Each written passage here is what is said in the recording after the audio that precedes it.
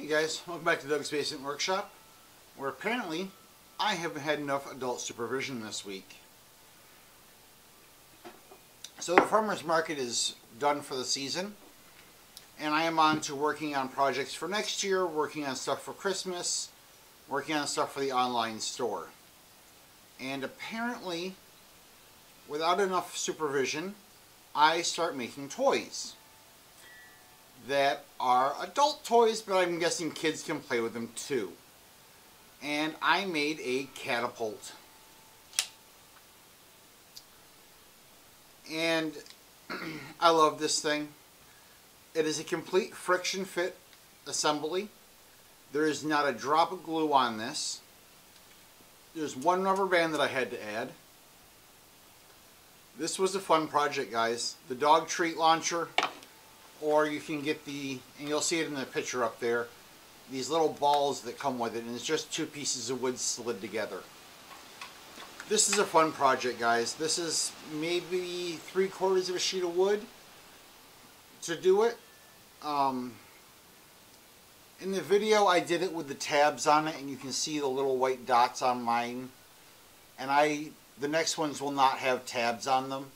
I'm just going to take that off the design and cut it without the tabs and put it all in the bag.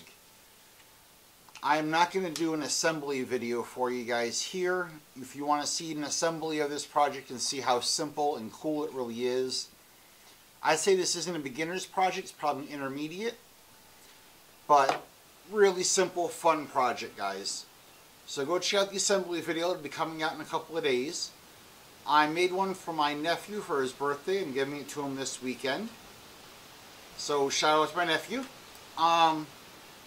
Really simple project. Kind of a fun project.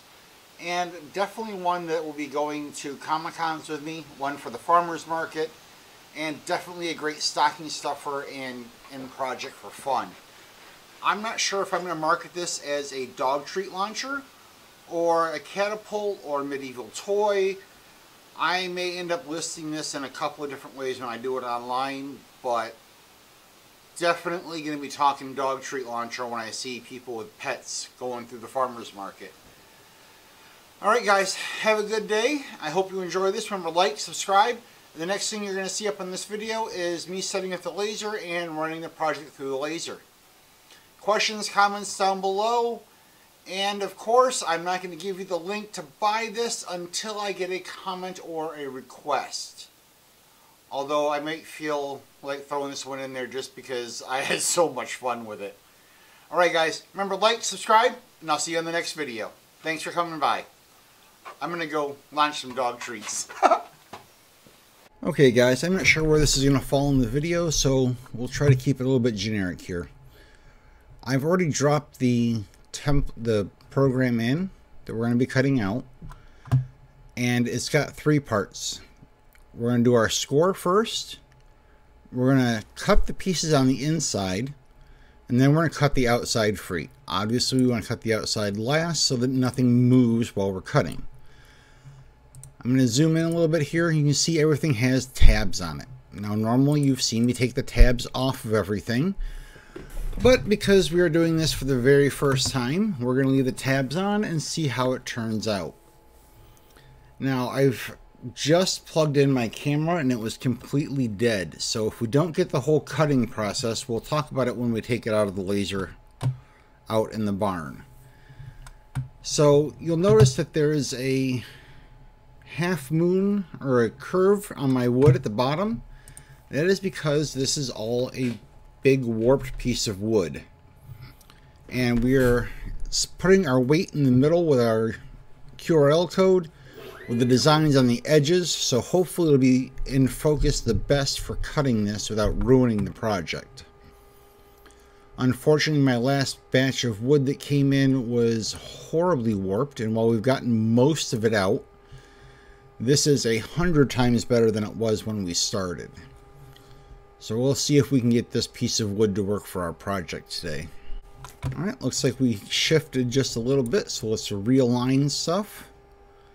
And I know if I put it at the top of the screen, I'm going to waste a little bit of wood. It looks better on camera for you, so we'll move it all up so it looks better for you guys to watch.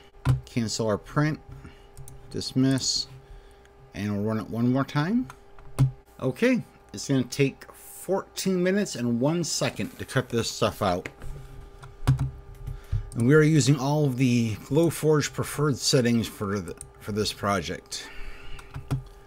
In case you're not aware of this, I do pause the video while it's calculating. It took about 2 minutes for it to calculate this.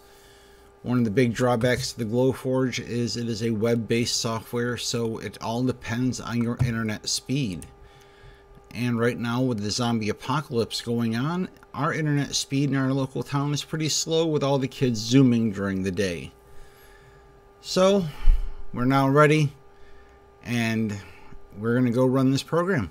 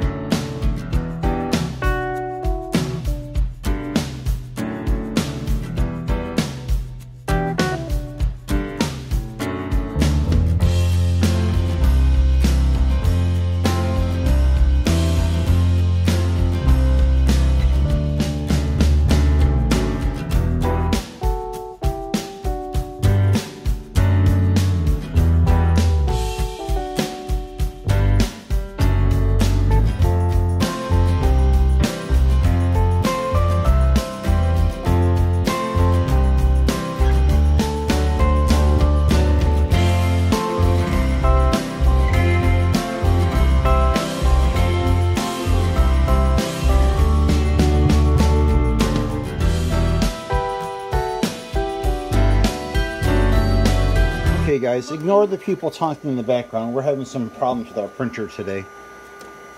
So it looks like, even with the, and we have a complete fail. We're gonna have to reprint this. See here guys, where the warped wood just did not cut at all.